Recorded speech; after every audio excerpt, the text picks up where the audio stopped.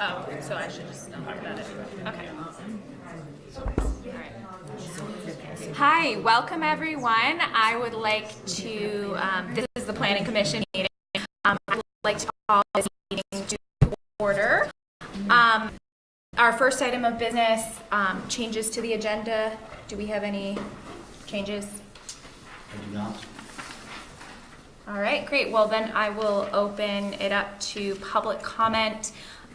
This is for any comments not related to an item on the agenda. So if you're here for the East Allen Street scoping study, we will get to that next. Does anybody else have any comments on a different topic that they would like to present before us? All right, in that case, we will move on to the East Allen Street Scoping Study Local Concerns Meeting.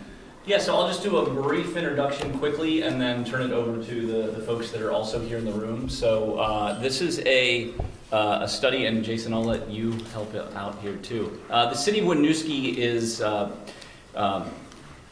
has some funding through the Chittenden County Metropolitan Planning Organization to do a scoping study on East Allen Street.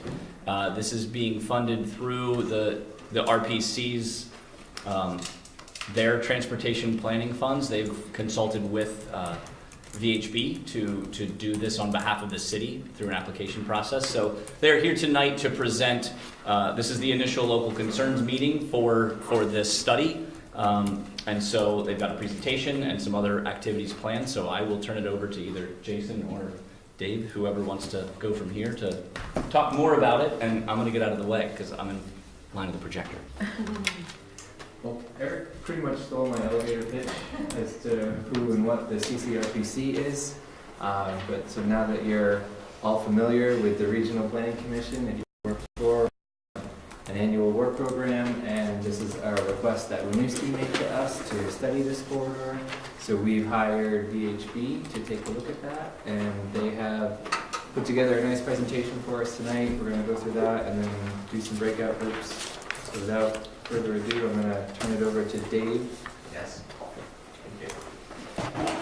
Thank you all for coming out on Valentine's Day. This is we'll try to be succinct here in case anyone has a hot date or something after this.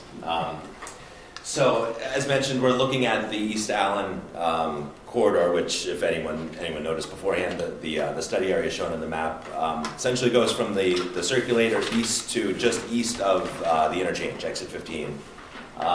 We'll get into some more detail. This is our first public meeting for this study. We have an advisory committee that is made up of a number of community organizations, stakeholders, Regional Planning Commission, VTrans, the city. So that group has met once in preparation for tonight's meeting.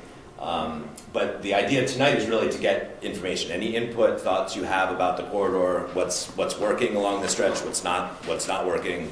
Some great ideas, ways to improve kind of the overall operation, the entry sequence as people are coming into town, kind of that gateway experience.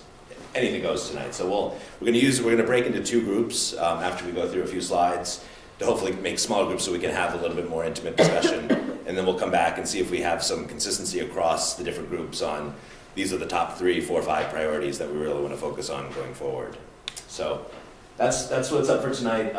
Just going to hit on the purpose, why are we doing, what are the overall goals for the study, just what our scope is as we move this with the city and other stakeholders. Erica will touch a bit on the existing conditions, so what's out there on the corridor now. Many of you will know most of what's the case there, but some additional information that we've dug into up to this point. Then we'll do the breakout session where we talk about issues and opportunities for the area. We'll come back, reconvene, and then talk about where we're going to go with the study from here. I'm not going to read all the way through here. One of the kind of overarching elements of this project is a purpose and need statement, kind of an official guidelines that help us to articulate what it is that we're looking for the future of this corridor, and it helps us to refine. As we start brainstorming ideas, which of those ideas kind of are consistent with the goals and the purpose, which ones may not be, so we can kind of prioritize improvement based on the goals here.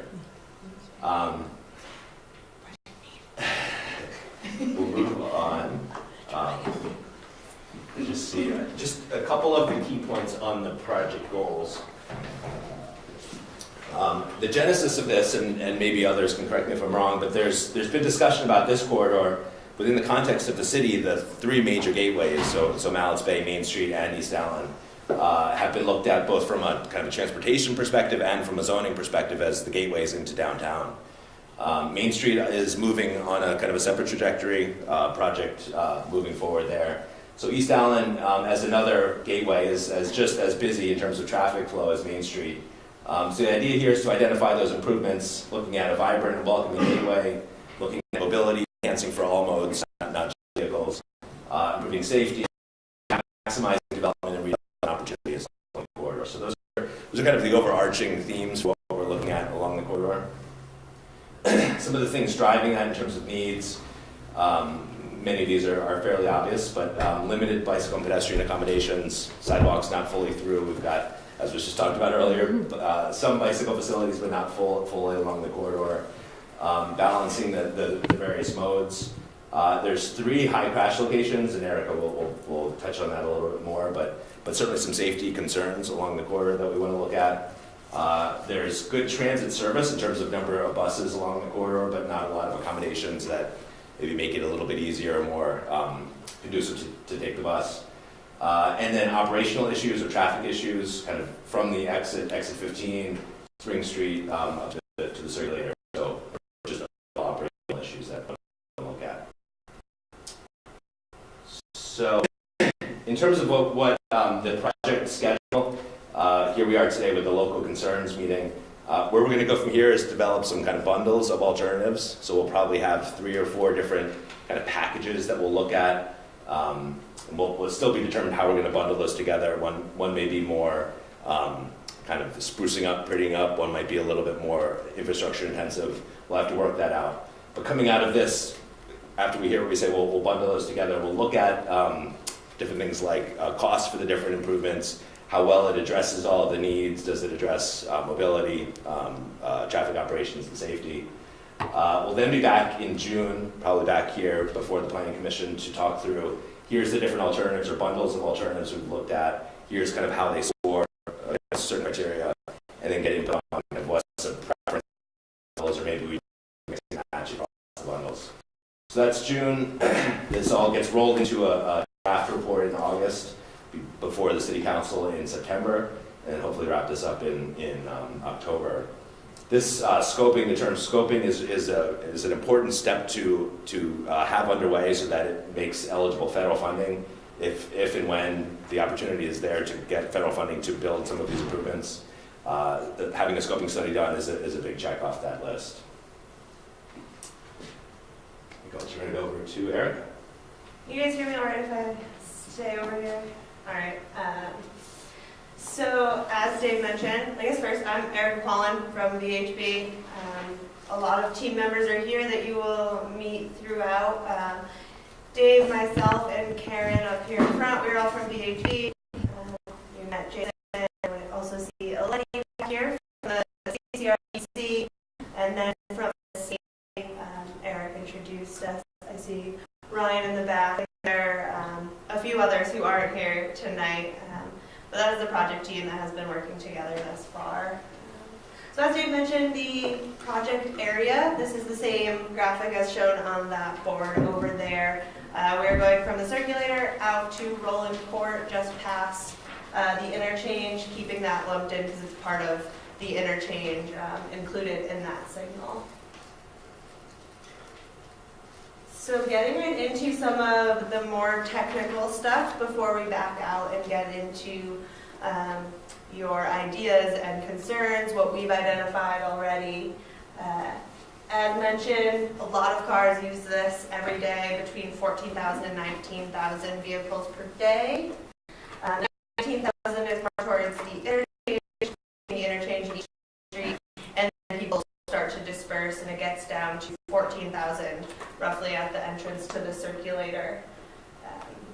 From the needs, we have these 3 high crash intersections. I will show a graphic of the crashes after, but to know, as you probably could have guessed, East Allen Street with East Street and Abenaki Way, and that is not just vehicle crashes. There is also a pretty high number of pedestrian crashes at that intersection. East Allen Street and East Spring Street, probably one of the more notable intersections along this corridor that I'm sure many of you have your own thoughts about. And then the northbound off-ramp from exit 15 is also included there. Between those three intersections alone, there were 92 crashes, and then obviously many between. The intersections are of particular concern, which has been studied by VTrans. They did what's called a road safety audit. So they went out there, took a look at the intersection, made some recommendations, and those will be considered when we look at the alternatives. So other than those 92 crashes, that is between 2012 and 2016, if we look at the more recent 5 years, between 2013 and 2017, along the corridor there were 302 total crashes. 10 crashes involved bikes or pedestrians. There's one fatal crash, which was, I believe, a pedestrian crash. And then there has obviously also been more recent crashes that have been pretty notable. And 54 injury crashes. And to know all of those bike ped crashes result in at least an injury, when you're talking about users interacting with vehicles. So those 300 or so crashes are distributed along the corridor like this. The 3 stars are the 3 high crash locations. So you can see it's pretty consistent, and then you'll see the intensity grow around those intersections. Lots of room for improvement along both the segments and at the intersections. Getting into those vulnerable users specifically, looking at the accommodations, which many of you are probably familiar. There are sidewalks along pretty much the entire corridor, but they're not very consistent. In the downtown core, you have the wider brick sidewalks. Then you narrow down to just some concrete sidewalks, which is on the other side of this photo. And as we see here, there is a side path here, which is expected more to be a bit of a mixed-use path, but it is right up against the roadway the entire way. And that starts at East Street and continues all the way to the interchange. So there are a number of crosswalks. Obviously one at the Circulator, there's one at Cascade Way, another one at Abenaki Way, which is shown right up here with East Street. The new potentially temporary crossing at Manso Street, which was put in during the construction.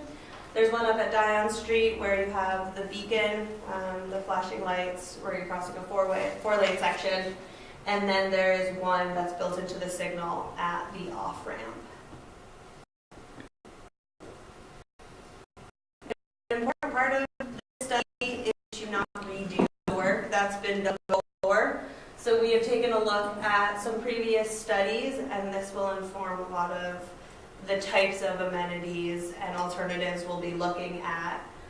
The form-based code for the gateways, which we also discussed a lot in Main Street. There's similar recommendations along this corridor. On the map in the background here, this is part of the zoning map. So the pinkish color is the downtown core. That's where you already see pedestrian scale lighting, wider brick sidewalks, and some on-street parking, and the bike lanes are through that section. And then once you get to the purple is where the form-based code starts to apply. Mostly we have urban rural frontage. Might not mean anything. That's what it's called in the form-based code. And what this prescribes is multi-story buildings right up along the sidewalk. Recommended to have retail on the first floor, nice windows right on the sidewalk, and then residential above. That retail is not required, but it is encouraged. And then there's the townhouse and small apartment, which is similar, but there is no retail recommendation through there. And the other plan that we are looking at, which dealt a bit more with some specific recommendations along the corridor. Some of you may be familiar with a very recent study, the Transportation Master Plan, which was citywide, but we have gone through that and looked at the recommendations that are related to this project. Some of those included the 4-lane section going down to 3 lanes in each direction, and a turn lane that is known as a road diet, going from that 4 to 3. Some options at East Spring Street, potentially a realignment of it to make it a more perpendicular T intersection, take away that tight angle that exists right now. Some concerns about the access and egress to Dion Street, where that difficult 4-lane crossing is, and then also to research a bit more that merge lane coming out of Cascade Way, seeing if that is really necessary or if there are other options at that intersection.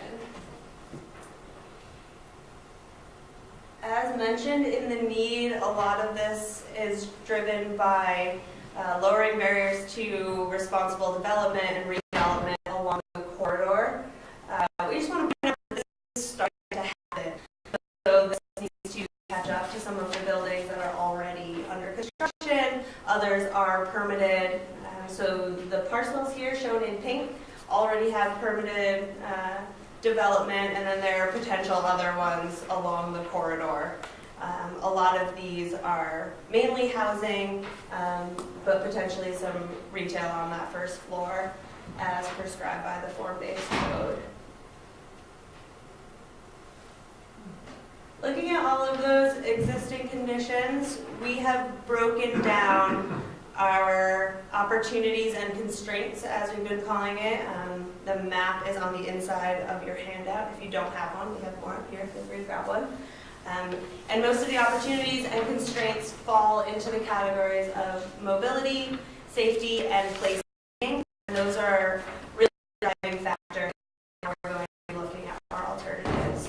The mobility is accessibility for all different modes, making sure there are transit accommodations, safe bike and pedestrian facilities, and still leaving some room for the vehicles, on-street parking, that balance of the modes. Tied very directly into that is safety. Not only do we want all of the accommodations to be there, but we want them to operate in a safe manner. As we saw in the crash map, there's a lot of room for safety improvements. So a lot of the alternatives, this will be something that we will really be looking at closely, looking at potential improvements, particularly at the intersections, and keeping in mind those vulnerable users, since those are some of the most detrimental crashes. The last thing that we are focusing on is what's known as placemaking, and this that vibrant energy, that sense that you are somewhere, not that you're just passing through, but that you've arrived in downtown Winooski. There are some elements that exist out there, others that really need some improvement. One to note is the Cassavant area. Really, really beautiful land. It's being used more and more by the city, and it's a piece that we would really like to show off. It's a pretty unique part of this corridor, but the access to it is pretty drab. It's a gravel parking lot with a tiny driveway that you could go right past if you didn't know what you were looking for. So how do we make things like that more visually appealing and enticing for people to want to stop there? There are a couple little elements down on the bottom left that is coming just out of the downtown core. You can see this has the buildings right on the sidewalk. There are trees, traffic when you have things like that.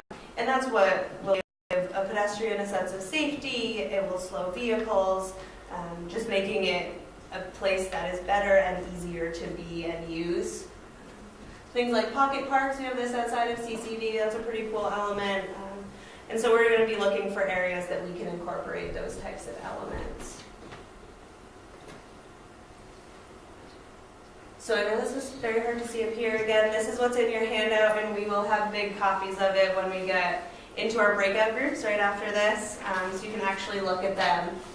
But in this tiny little legend up here, again, we are broken out into mobility up top, safety in the middle, and placemaking at the bottom. And then we have 3 categories in there. The green are going to be our opportunities that are out there that we really like, that we get to play up, and just areas that we would like to use more along the corridor.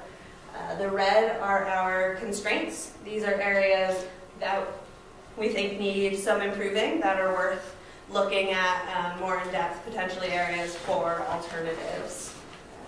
And then the last one is the orangey yellow, which is just advisory. These are things that we just want to make note of, things like those permanent developments, where on-street parking exists, things like that, just places to bring your attention to. And there'll be elements that we can discuss. If you like them, maybe they'll turn green, or maybe you don't like them and we can make them red. But these are the types of things that when we get into our breakout groups, we want to hear your thoughts on things that are already here, or we're totally off base with some of them. You make any of the that you think were not true, and we'd love to hear other places that you're concerned about, and other things that you like, that you would like to see extended throughout the rest of the corridor. So without digging into this too much as a whole group, it's going to be time for us to break out into 2 groups. There will be one group up here at the front and one out in the lobby at another table. There will be a couple people from the project team at each table. And this will be the chance for it to be more of a discussion between the 2 of us, between all of us, between the 2 groups. And so without pouring any more technical stuff or the existing conditions that you probably already know, but we're all adults, I think. Everyone on the table, and the side goes outside, that should be fairly even. Maybe you could choose whichever one you want to join. Yeah, and then we'll come back as a group at the end and see where we had the same ideas from both groups, where we had differing opinions, and then how we can resolve the 2. So just real quick, so everybody knows, as much as we can, we're going to maintain the live coverage on CCTV. So if we can keep it going, we will, but for the breakouts. But if we can't, we will cut it and then come back when we reconvene as the whole group again. So just so you're all aware that will be going on also, if we can do it. So feel free to break out.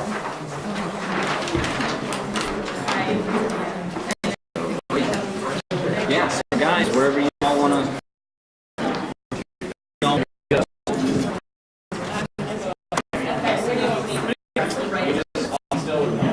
Are you going to come back to it? We have 2 other slides on there, so if you just follow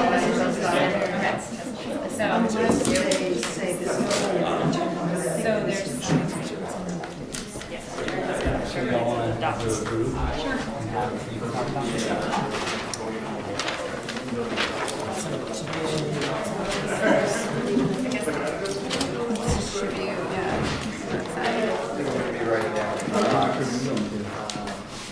So you don't mind.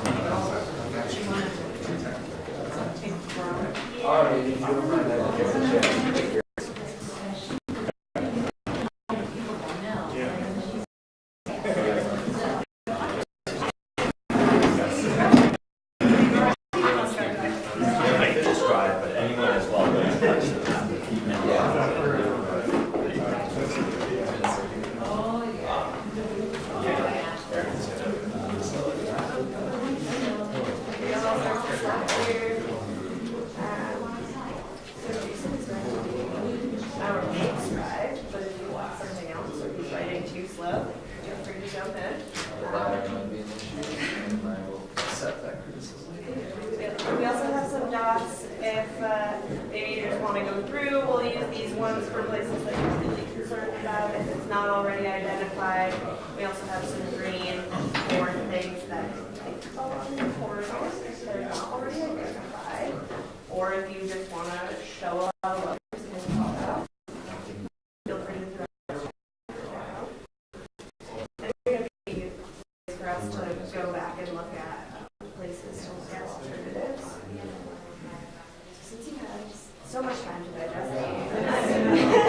There's only a little bit on here. So again, we have our mobility, safety, and safety. Referring back to that, and then also have your smaller versions. So just to clarify, like here, there's supposedly a crosswalk, that safe crosswalk layout. A So potential. okay, so these, it doesn't exist, this is a potential. Right. So this one already exists. So this one is integrated with the signal here. Potential for another one there. And you're doing that close? You can, since we're at an intersection, especially with the signal that already has the time given for this crossing, it would just be two whistles, buttons to go, and that would just run at the same time. If you don't think it's Now, is necessary. that because of, because this is coming off the highway, right? Right. So this would be more for people going this way, Oh, that way. that would want to cross. Yeah. And so we also have our bus stops shown here. Yep. Yeah, we And those are all existing buses. Yes. Yeah, so we did call out people areas. So along this entire route, this very large stretch, we called out that there's no bus stops through there. Same thing with this long area. We have called out that there aren't really any crosswalks. This is where the new one is, but no other real safe crossings for pedestrians, with still a lot of activity going through here. I mean, this new one was only put in because of the. Yeah. Really seems to like the crest of it all. So I think there's lots of great stuff on here already. One thing I'm noticing that doesn't have much around it, has things around it but not exactly on it, is Dion Street, Dion, however you say in French, Dion. But Dion is used by a lot of people to go from eastern to western Winooski or vice versa by taking Dion to the fountain.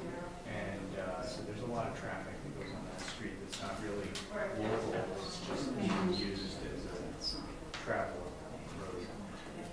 Or vehicular, right? Just everything. Yeah, there's, people cut out going through the rotary by going that way. Yeah, If you come live here and then take in it. Essex and you want to go to Costco, you take that. Right. People here trying to left, to cross lanes and try to sometimes you see cars sitting there for extremely long. Is this Yeah. here you're talking?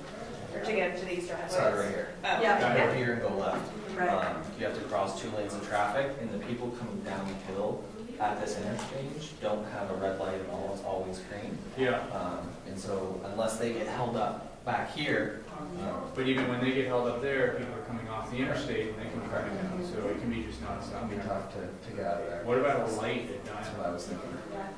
that has definitely been Traffic discussed signal. before. Yeah, So do you also for think it's a- pedestrians too, but all. I do think it's an important turn though for people coming in out of this area, because I feel like if you got rid of that, because I know there was talk earlier about maybe extending the median so you could actually take that up. Yeah, I I don't would know if I would. right in, right out.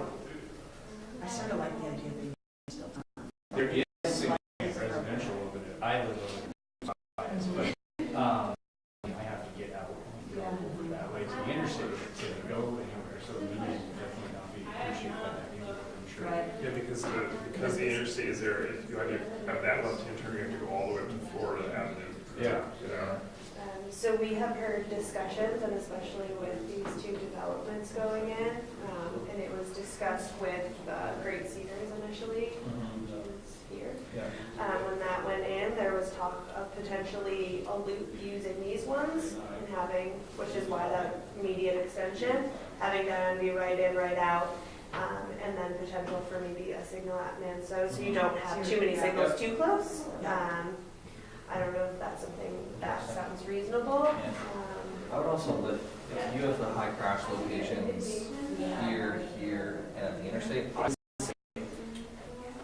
apartment, and 5 I've never been to a crash here. That's amazing. But I have been to lots of crashes from here to the gas station. And that seems to be every time we get called, it's either right at the bottom of Manso or right at these gas station areas where people are just trying to come in and come out.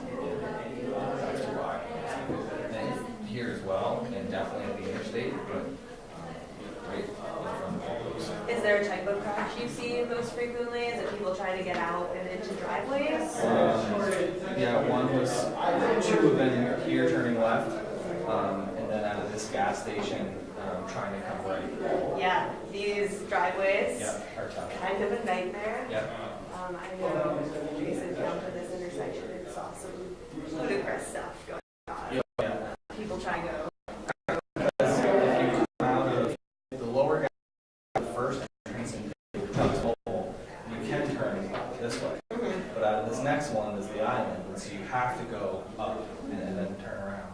But yeah, we've seen a lot right in this area, and then with these developments as well. Yeah, so I guess going off of that, we have poor access management called out at a few pretty key locations, especially near a lot of those crashes.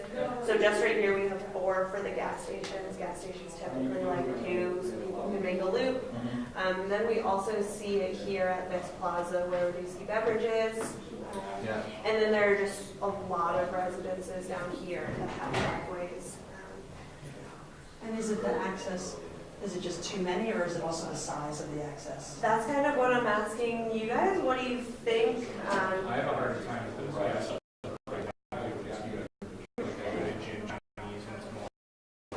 Usually, I mean, it's different today, maybe that could be a factor too. Well, you can have access to a light here too, If you want to, yeah. If you want to, so that helps mitigate it a little bit. Just throwing something out if you guys agree, disagree. It seems like speeds are a lot higher here, so Yes. those windows are a lot shorter. So what do you guys think about the 4-lane section? There was discussion of going down to 3. I love it. We're seeing kind of a pilot of 3 lanes for a section, although it's 2 in one direction, 1 in the other. If it went down to 3, it would likely be 1 in each direction with a center turn lane. Then if you're coming out of Dion, you don't have to cross 4 lanes, you only have to cross 3 to turn left. If you did keep it just kind of the way it was. How would by a light. 3-lane intersection work if it's not straight to straight, I guess would be my question. So you have the 2 lanes that divert there, so it's easy for people to sign to know who's going straight and otherwise, but you don't know anymore. Yeah, so there are lots of options here. This intersection is it is so scary. I feel terrible for any commuter that needs to do it twice daily, especially pedestrians. This crossing. Of keying it in. Yep. So that was the recommendation that came out of the transportation master plan. The biggest thing with that is creating a rail crossing. The railroad is. They don't like it. So just for my, how would that like resolve any of this? You put a light and then, Or stop? Yeah, you So have a would the light be here, then they can go through here and up? Well, I just Yeah. feel like that would make more sense because the people coming down Hood would be Yeah, diverted that correct. way. Because Like right that there. whole thing is Have just the a light mess of somebody on would this stop sign side. at Hood and stop sign at Spring Street. People on this side of the tracks. Yeah. But again, it's, you're gonna argue with the railroad, so that's gonna be, Yeah. that's gonna be tough. Some of the things to note about this, I think on this side, this is a huge pedestrian crossing, and it goes to nowhere. The sidewalk doesn't pick up until after the railroad. So here you're talking about a lot shorter pedestrian crossing. There's no sidewalks. Yeah. So there are no sidewalks on this, and you're dealing with the drop off. There's a bit of a grade difference here. The other thing Yeah. I noticed too is the design right now has it so if you're coming up this way, you got the right lane. And then if nobody's coming this way, and you're coming off East Spring, you're supposed to have the left, so you can literally just go. Yeah. It's open for you, but what happens is people don't realize that. So they see a car coming up here and they're waiting, and they don't need to wait, they could go. So it's not even really working perfectly all the And time. also, a lot of people wait at this, I take this twice a day. So a lot of people wait at this intersection because unless you see a turning signal, if somebody's from out of town, they realize it's a turning only lane. they'll have to- Definitely. And especially right now, the split happened right before, so Yeah. especially So it's this tougher. right So it doesn't now. give them time to put on their signaling time, so they can really get a gauge of what they're doing. The good thing about a 3-lane section is that you have that center 12 or so feet to work with that can become turn lanes need be for a section. Maybe at Manso it does split back out to 2 downhill, 1 uphill, so that you can maintain that right turn. Options like that. I don't, this is probably definitely beyond the scope of this, but I think one thing that factors in a lot to how people behave down here has to do with the speed limit up at St. Mike's too. Because they're going, it's like 40 miles per hour by St. Mike's and you go right to 25. And psychologically, too, you're coming down, it's like your speed limit's dropping as you're down the hill, which is, Yeah. they want to speed up down the hill. And then, from my perspective, the converse of that, a lot of the terrain in these sections requires that you need to speed up just to even use it. Like, because when I make the left-hand turn, you have to speed up to get traction because you're turning at the same time, which makes, as I said, the But you're not going as fast as they're coming down. Definitely not. People come, I think people almost come 60 miles an hour, very rarely, but once in a great while. I was in a cab the other day that was definitely going 60. He did not change speeds from, I live in Essex Junction, from Essex Junction to the circulator. Did not change speeds. More of an average, maybe like 45 though, Yeah. which is still ridiculous. One of the things we are looking at doing is going out the radar gun or some tubes.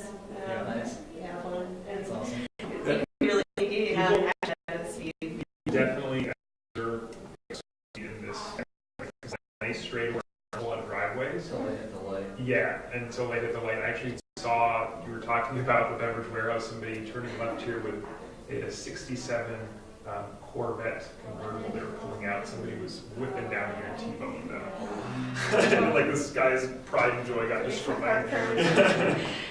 So focusing on the speed, what are some of the traffic calming speed related measures that you've seen, that you like, that you think might fit in? No, definitely trees help do that, and this is I don't think there's a lot of trees along this corridor at the street edge. There's a bunch here, and then it stops. And then there are smaller trees in the downtown core, which will get bigger.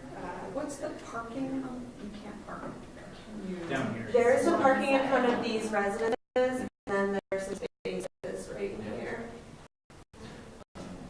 Here, I see people come down Barlow and come around this median one way or the other to go straight on Cascade.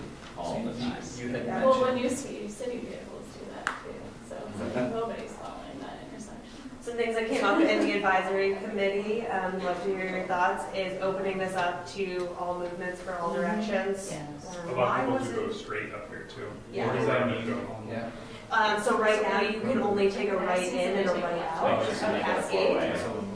Do you know why that was set that way originally? Yeah, So one thought, did you say yes and you know it? I know, I just meant like, I want to know as well. Why it was ever done that way in the first place. So we're not sure about the entire configuration, but dealing with this merging lane, one of the things we've been thinking about is sightlines, because the VSAT building is right on the corner, which is going to be the case more and more up the corner. That's where the are supposed to be, and that's one of the things like trees that make you feel more constrained and you feel if you're in a You're at downtown. a slower speed than it should. Exactly.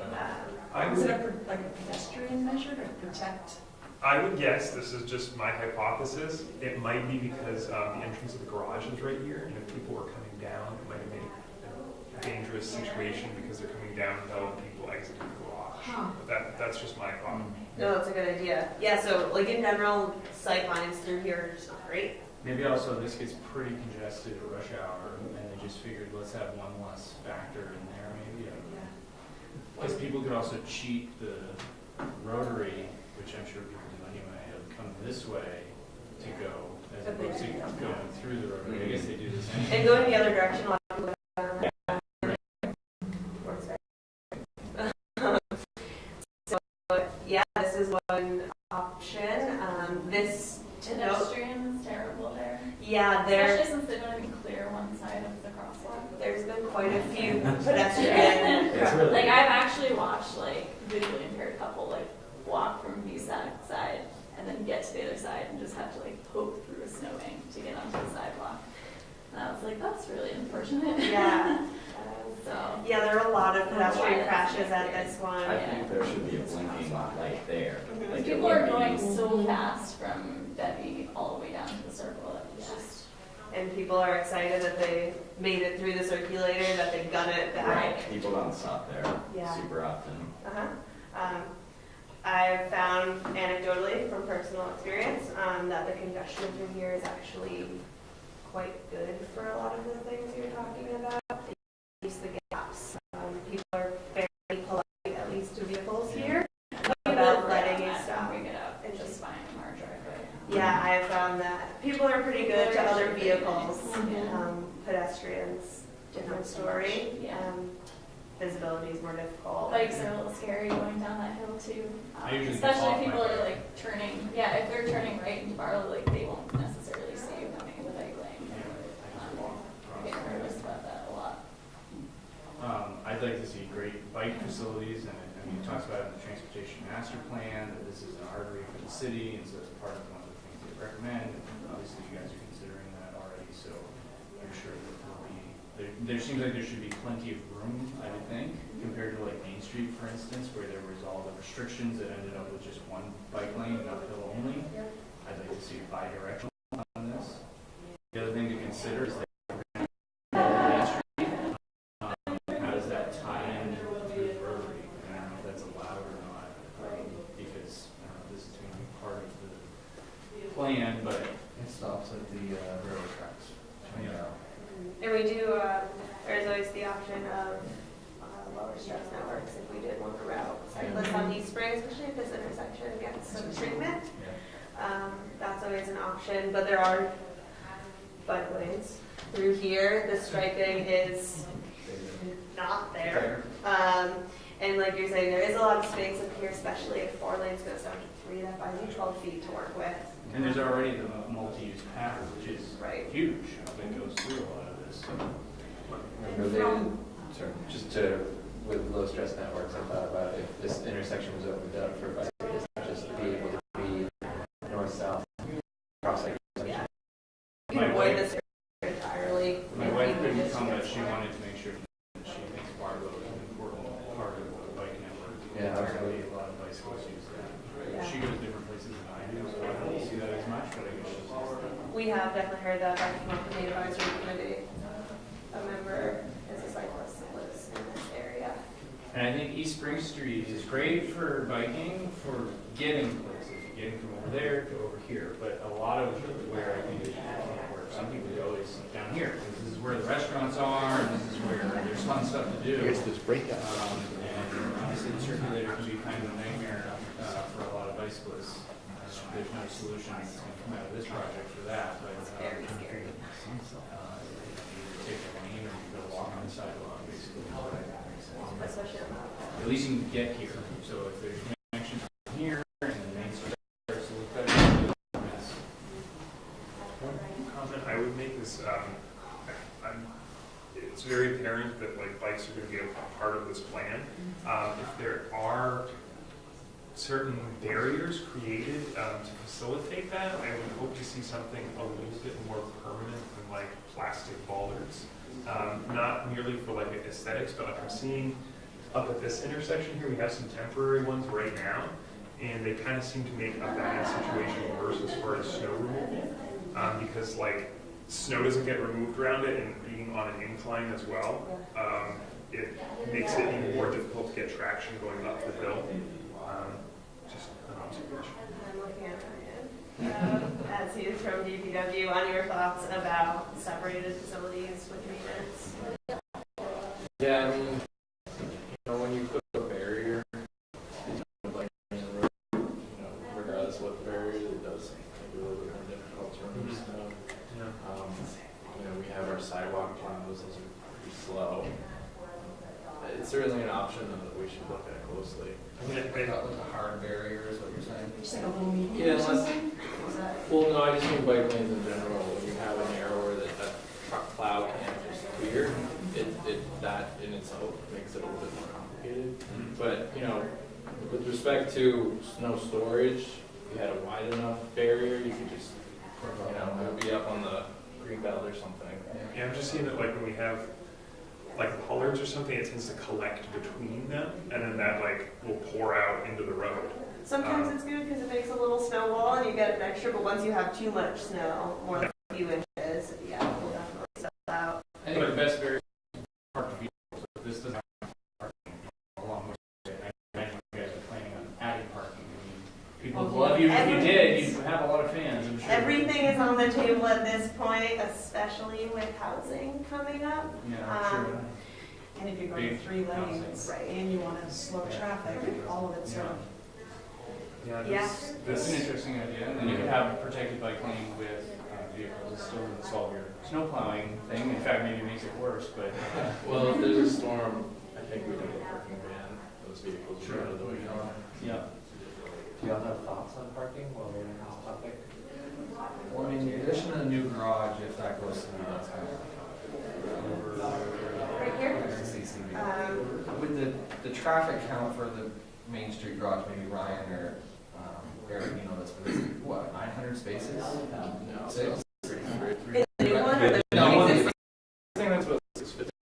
Yeah, 100. I think Counted originally those. they said that it's not ever a capacity though.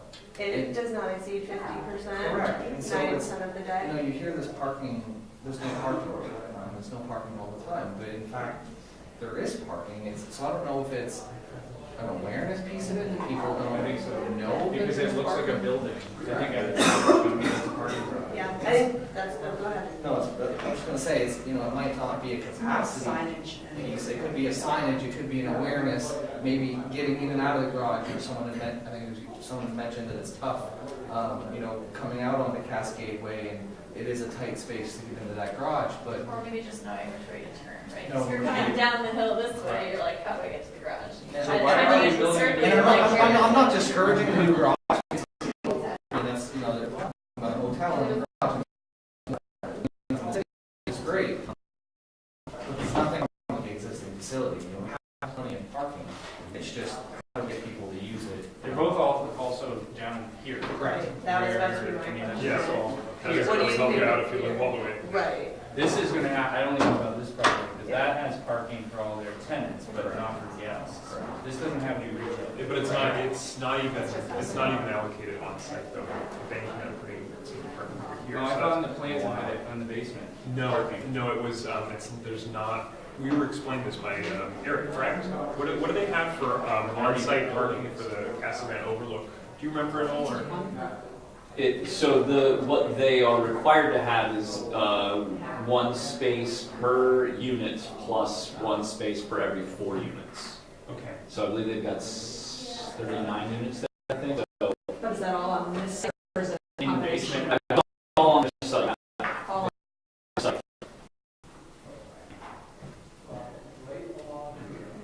That does bring up, if there are ones that start going in that have retail on the first floor, obviously, they wouldn't be included in the 1.25 spaces per unit. So how do you think that plays in up here? I think you want some parking systems. Parking is gonna be tough. But maybe short term. Yeah. what's happening with like more of this stuff? I mean, we have these proposed things, but I mean, could there be in the future more high-rises here with retail and other places too? Anything is possible along this corridor. The form-based code does recommend things like that. Not really high-rise, maybe high-rise if you want.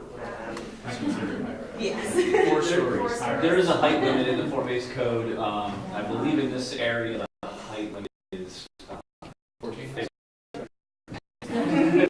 It's 4.5 stories with the possibility to go to a 5th story or to add a 5th story with some affordable housing or other incentives. But there needs to be something provided, and that's in the urban general district. The urban, the small apartment townhouse district is, I believe, is capped at 4 stories. Correct me if I'm wrong, the minimum is 2.5. The minimum is, yeah, I believe that's correct, yeah. Yeah. City lights is 5. You'll I get think that's correct, yeah.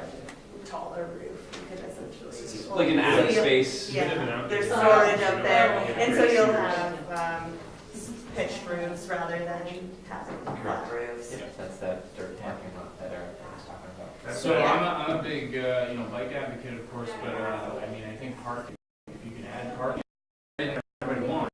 That's, I mean, retail, I mean, I think for the city to thrive 10 or 20 years into the future, there's going to be more and more of these Vermont high rises of 4 stories with retail on the first, then you got to have some parking for them for businesses to succeed. Otherwise, nobody's going to go in. Look at what happened. I don't know the details, but look at what happened to Dover Tea.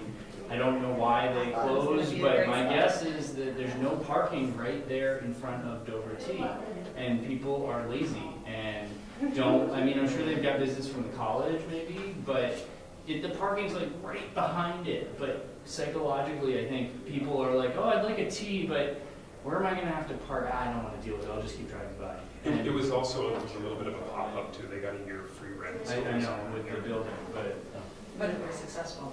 they would stay, yeah. This gets into one of the conversations, balancing bikes, parking. If you take away a lane, say you have 12 feet, 5 or 6 foot, ideally 6 foot bike lanes.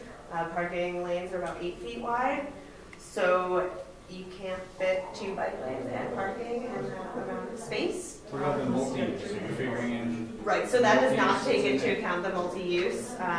We so get that that's, space, right? You guys can tear that all up when you do this. if you want, do you guys want to bond for another $23 million? Then we can do whatever. So you were planning on only tearing up the road, the vehicle road right now? Yeah. We're not tearing up anything for this project. This is just to come up with a concept that, as development comes in, they build out sections, but we have forward decide we want to build better. So, And when reconstruction comes, you will know what you want to do. right. What is the city's right-of-way width, including, if it does include, 66 feet. and does that includes the multi-use? Yep, so right now, the How right of way wide goes was to Main Street? right about the same width.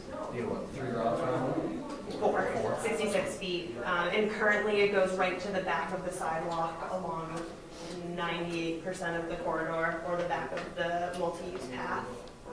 One thing to note about this path is that it is right next to the curb, which in technical terms makes it a side path rather than a multi-use path. So it's just looked at a little bit differently. Some people might not feel comfortable a bike and a pedestrian sharing that space right along the curb and need to if they start coming closer to it. So if this would count as your uphill facility, then it makes it a much easier discussion on the street. Or if you go concurrent with, then that 12 feet can get you off more if you essentially already have an uphill bike facility. You have to get people on it in this area. I think bicyclists, again, this is totally based on experience, not on science, but it seems like bicyclists may be better at signage than cars, maybe because they're moving slower, and maybe they're looking for it, because I'm like, this bike lane's about to end, where's the next one? And I'm like looking for bike lane signs where cars are just driving whatever, way they're supposed. And so if you have a sign that's very clear, it's like, this is where the bikes go, here, and where the multi-use path starts. Yeah, kind of red. I did hear in your description of the existing conditions, there was some talk of like, I think it's this section here that has actually like a paved sidewalk rather than a concrete segmented sidewalk.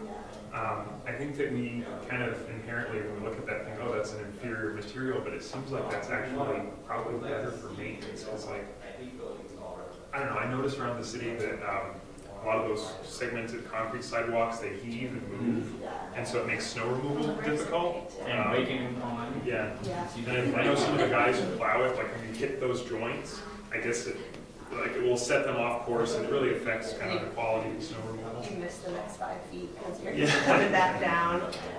So it turns to asphalt on this side. It goes right from brick to asphalt. It's brick all the way up to Winooski Way, and that's where you start getting that. So it's not like a sidewalk of asphalt. This is a 10-foot sidewalk through here. That's why there's no green belt. Over here we have a little bit of a green belt through some of the sections because you have 5 feet of grass, 5 feet of sidewalk. Over here you have just the 10 feet one path. I would imagine the paved surface too probably invites probably cyclists to share it with pedestrians a little bit more. I don't know if that's a good thing or a bad thing, but just an observation. And I mean, also to play devil's advocate, I guess, with myself, of, you know, what are businesses going to think if they're contemplating going in here or something, and then they're like, oh, I have a bike lane in my front yard or something. I mean, even though it's a multi-use path or whatever you want to call it, they're going to be like, why is this in front of my store? People are trying to walk into the front door and there's bikes zipping by at 20 miles an hour. Any of you have ever been hit by a bike at pedestrian? It's not great.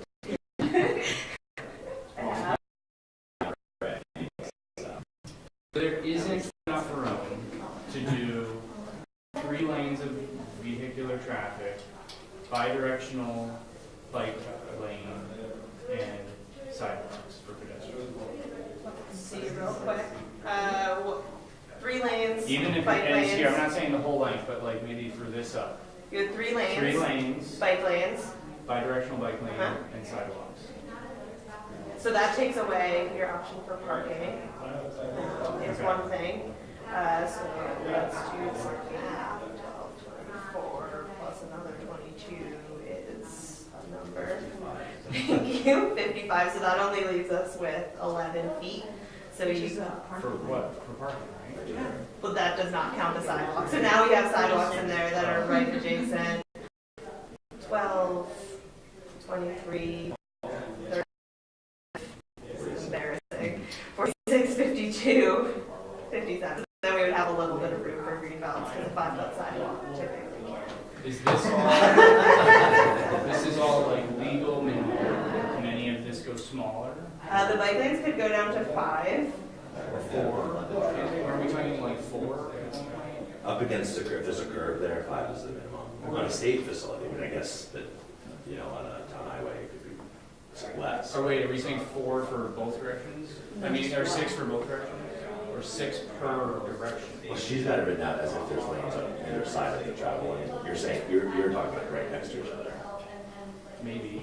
I mean, on one side of it, possibly, I don't know. That would just, that would require a buffer Right. if you did that. So there's another 3 or so feet. Just a quick, So I guess after this, we can maybe discuss some of the main areas of concern that we can bring back, places that you'd like to see alternatives evaluated. That could be network-wide, or you can look at specific locations that you think are worth evaluating. the other group is not so. Thanks a lot. I just drew in a new crosswalk here on this side of the East Street. People cross there all the So there's 3 crosswalks, 3 of the 4 approaches. Seems like we should probably have 4. Where is this? Right here, in front of the CCD? I would In front of formerly River. propose seeking an alternative for, I'm sure there has to be a need for a crosswalk. I don't think that's a spot myself. It's on the downhill side. Well, just at the crest of the hill, I think is a setup for disaster. As we talked about, if this loop and this became signalized, then it's really easy to incorporate pedestrians. Where do you think the best place for a crosswalk in this section is then? Well, you have one here, right now? We Or where do we do not. So there's the one right here with the beacon. Okay. But the beacon crosses 4 lanes, which typically is an ideal. A lot of Also- times you'll want pedestrian refuge in the middle. Diane has no sidewalks. Right. Correct. Diane does not have sidewalks. All it does is get you from one side of East Allen to the other. But there is talk about bringing at least one sidewalk per road, that there will be a sidewalk in our master plan, so. Properties are pretty close to the road. Sounds like there's gonna be a lot of pedestrians. Dot, This- should we do red is Here, just Yeah. dot, because we talked about that, and then Diane, dot, maybe, when you do the big intersection goals. and what about this intersection with Barlow, Diane? yeah. There are a whole bunch of them. It's just dot every intersection. Uh, One of the things I've always noticed is is that there's a little bump out park here. Yep, Which yeah, is- there's just a little, It's just beautiful, that little bit. but it makes this, So cute. in winter when you're coming downhill, if you're making a right-hand turn, makes it difficult because if there's any kind of ice or snow, making that turn makes you more likely to go into the other lane. Yeah. And to be quite honest, if that didn't jut out like that, I think it would be more self-explanatory to people where the lanes, like when you're coming down the hill that you are in a turn only lane. But I think it creates, The thing is, if you got rid of this, people would be speeding faster down around it. yeah, well, that is true, yeah.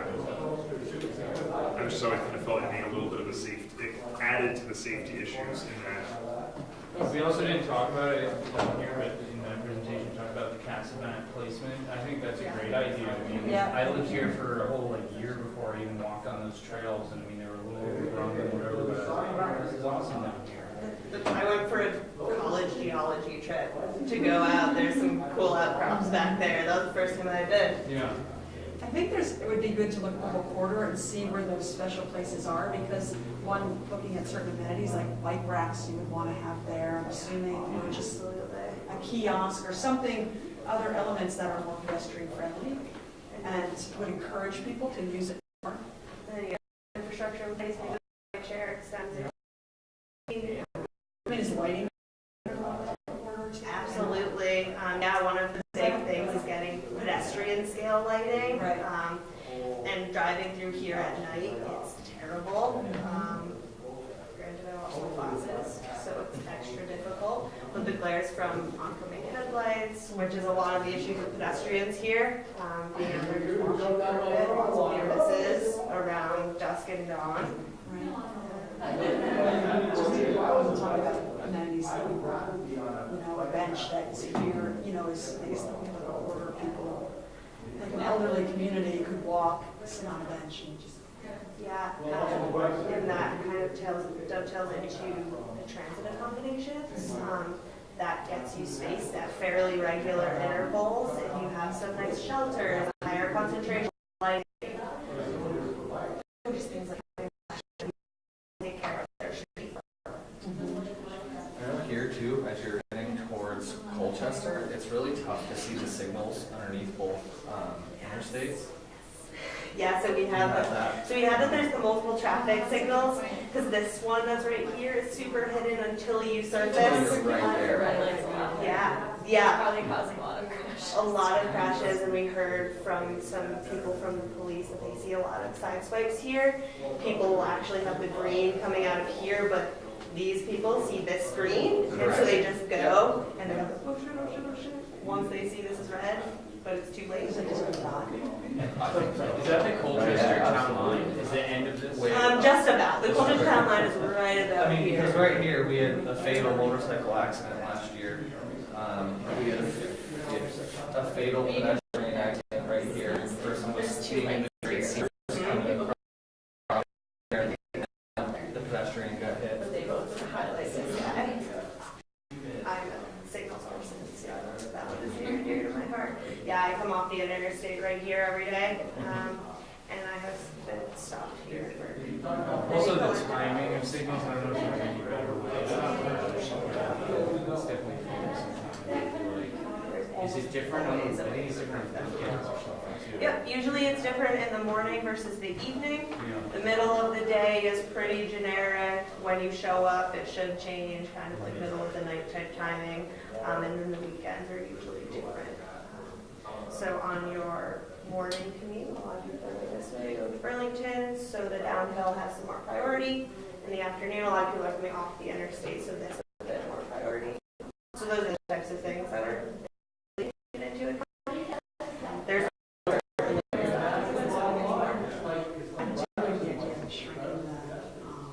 the access into places, if they are really wide, you know, maybe standard 24 or whatever it needs to be to keep them off pedestrian. Yeah, the shorter crossings. Yeah, it's great for pedestrians. Yes, there's support As for well as bike paths. This, I'm sure, is beyond the scope of this scoping study, but I know that it's always mystified everyone why there's no southbound exit ramps here. I have no idea why there's so much more traffic though. It was gonna take out some units here, so it didn't have the cost benefit. Because it makes people come through Winooski if they have to go northbound.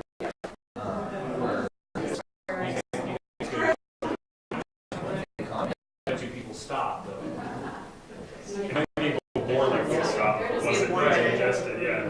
We have 1 minute. Do we want to assign an ambassador to bring stuff back? Because I have talked enough today.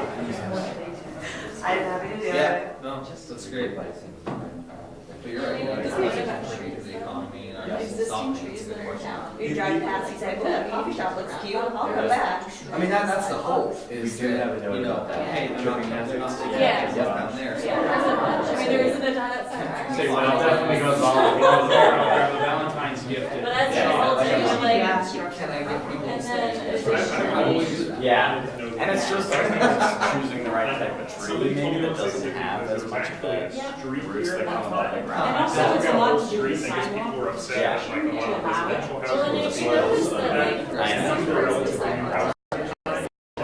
Right. Just push rates up. Just around. Do we know, is this Dion or Dion? I have heard Dion from city officials. I used to say Dion, but I've heard plenty of people that work in Was city there a call it Dion. person who this was named after? Yeah. Who was like a famous tree? So this old house right here is I'm sure you could tell ya.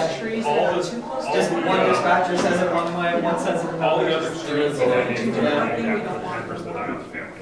This was a farm and something. That's how my neighborhood growing up was. They were all the first names of the guy that designed all the houses, and his kids get the little connectors.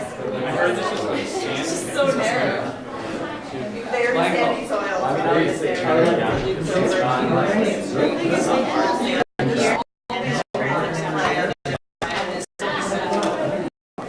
Very well, thanks. Helpful. Great.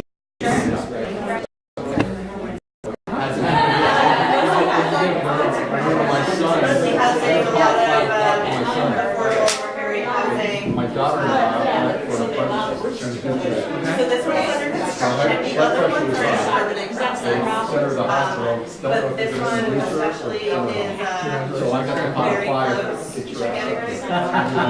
And these four have a selected Act 250 permit. So one of these owners applied for an Act 250 permit to turn four buildings. Get up there, got my son's cell phone, didn't have to use it. Kind of like what's happening on these. He's on how We're to following the road. Yeah, it'll go on the project website along with the notes, copies of that. It will be a couple of days.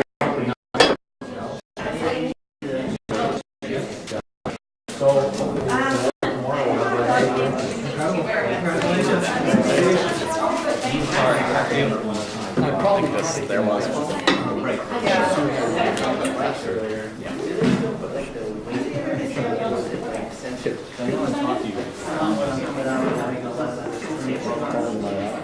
I gotta go, otherwise I'm gonna be in trouble. Good to see you, John. It's nice to meet you. You as well.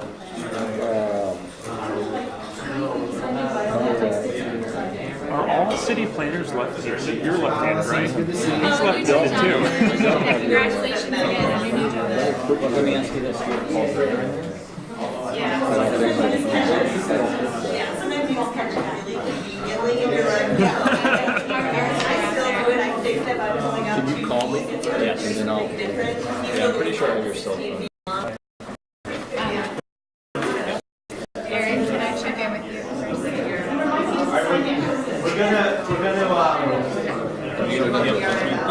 We're gonna come together as a group. Yeah, just regroup and the high points. So we've got two spokespeople.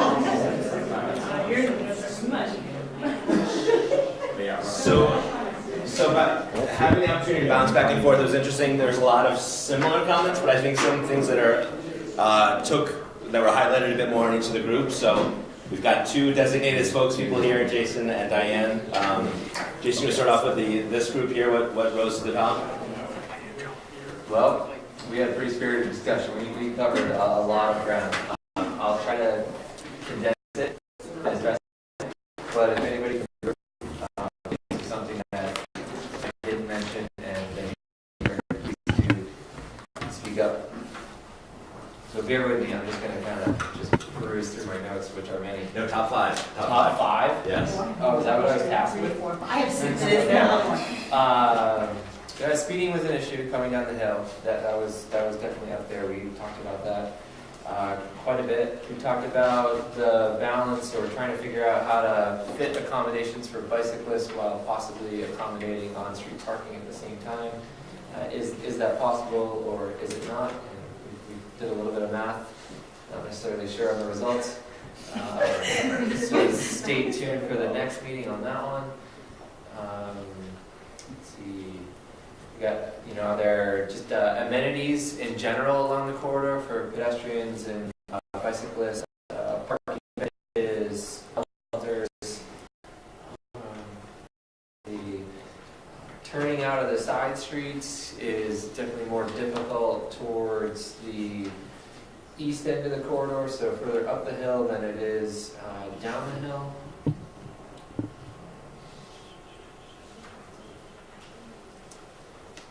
Any solutions for the Spring and East Allen intersection? We talked about that. We have a dot there. Yeah. There was some support for the teeing up, realignment of East Spring Street to make that a more perpendicular intersection, noting the difficulty of the road. Don't have a lot of support, or didn't get a lot of support from the group for the existing crosswalk at Manso. So if there's a way to make that safer or possibly relocate it, is there a better location? We chatted about that a little bit. A lot of support, 4 lanes to 3 lanes, and that I guess that was kind of the impetus for the discussion about balancing the bikes and bus or parking. Anyone else in that group have something that stood out to you that wasn't mentioned? Were we in support of Barlow opening that up, intersection-wise? Yeah. Yes, thank you. I wrote that down. We talked about the Barlow Cascade Way intersection. Right now, if you're coming out of Cascade, it's right in, right out. We talked about opening that up and the benefits that might have for vehicles, as well as perhaps a low-stress bicycle network, providing that north-south on that side of the circulation, so people are more comfortable riding in the get there and do that. We tried to figure out why it was built the way it was, but no real results there. But perhaps we can do some historical research and get back to you next time. Jason, I think it was because the intent, you're talking about coming up Cascade? Yeah. The intent was that traffic was going to head east, so not to be able to go straight or left. Mm-hmm. Just like not being able to turn coming west on East Allen down Cascade, or really going straight across Bellevue. That was the intent, but it'd be curious if someone would do a count and see how many cars pull up Cascade, go around the barrier and head back to the circulator, Right. come across from Barlow Street, or turn left from coming down the Cascade. So the desire at the time to restrict those movements, That's why I feel like, for some reason or another. yeah, because Was it like people that lived on Barlow didn't want? I think it was because Cascade was not envisioned as a cut through, if you will, or Grid. a real street. They were supposed to be pushed up to Abnaki, Okay. and so that wasn't meant for major traffic, if you will. Send them up to the signal. What's that? Send them up to the signal instead. Right. Right. I think what's interesting about that, though, is because we were mentioning that parking garage isn't used as much as it should, and that maybe if that did open up, you would have more people going down and parking in that garage because they don't really know how to get there. So Yeah. that was I thought, an interesting. That's always been an issue. Signage is one of the big issues there, but. Yeah, that came up a lot on the garage of making sure people know. So how about that group? I do. And we had some of the same issues that you all brought up, which were the East Spring Street intersection, the concern for safety for all users, the limited pedestrian crossings on East Allen, the limited bike facilities on East Allen, vehicular speeds high, and the two things I think you all didn't mention were coordinating pedestrian crossings and transit stops, and also the need for more on-street parking, especially for retail. Anything else from that group that you want to throw out? Okay, good. I like that tying together the pedestrian and transit. Yeah, that's great. All right, so between the notes that were mentioned here, is there anything else that folks think of at this point? Everyone, if you haven't gotten one, if everyone got the full, there is contact information on the back. As you're driving home or in the shower, definitely send those along. There's also a link to the website that has information.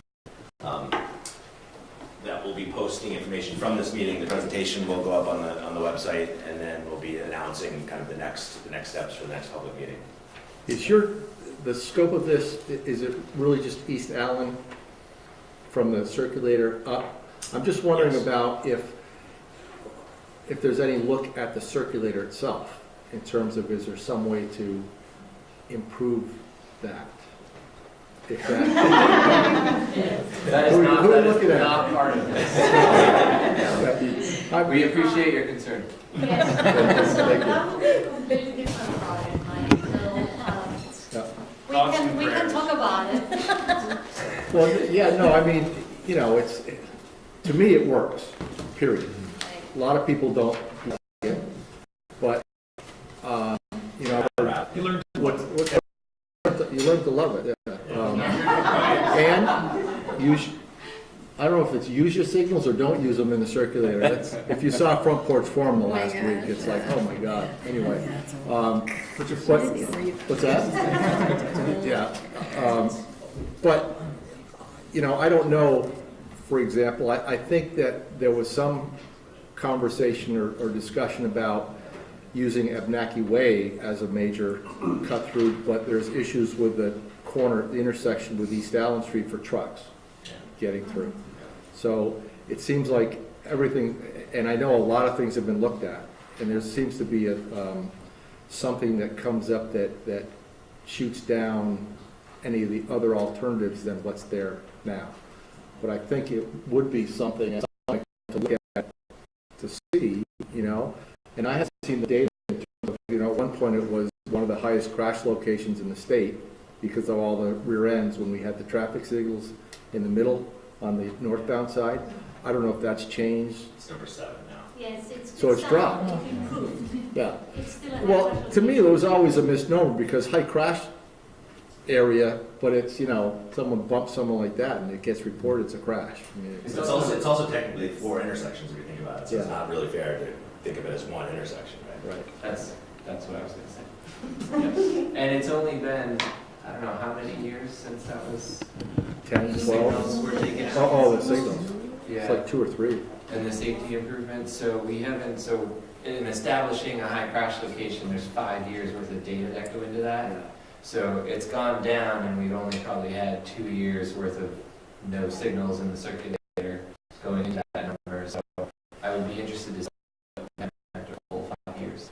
So in terms of pedestrian, someone talked about the pedestrian crossing at Mosso Street.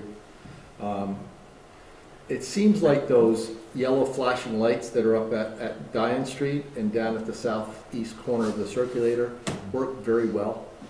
And I don't know from a traffic engineering standpoint if that's a realistic I mean, they're one of the most effective kind of pedestrian crossing at a 2-lane street. You know, in this case where you've got 4 lanes, and particularly up on the hill, where you've got so many other things going on, it kind of gets lost in the background. Yeah. Difficulty with 4 lanes, right? You get one car who stops and somebody's walking who thinks the next car is going to stop, and they don't know why that first car stopped and they zoom by. Don't they have a little bit more elaborate system like that? Well, Fanny Allen? Yeah. Seems to work. And that was discussed down in the circulator. But the one on Diane lanes, and that seems to work. I don't know. I would disagree that it works somewhat, but Yeah. I've seen people stand there for a good 3 3 or 4 minutes Yeah. waiting to cross while the lights are on. I just wonder if it's broken, because sometimes it just goes off when Right. it's there. Yeah. To be honest, yeah. Really all.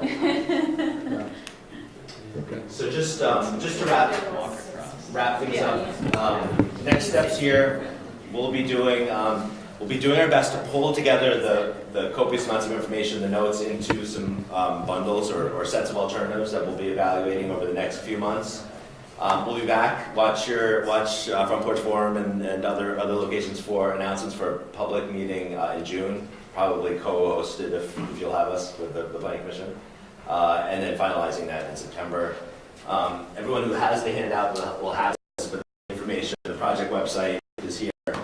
Jason's contact information is on that. Hit with any questions, any time of day or night. And then we'll stick around if anyone has anything else they want to talk through, and if you have There's Diane's a meeting evaluation, if you don't mind filling out, we appreciate that, just leave them on your way out on the podium. Thanks. And if you need Eric or Dave's direct lines, just let me know. What about your cell phone?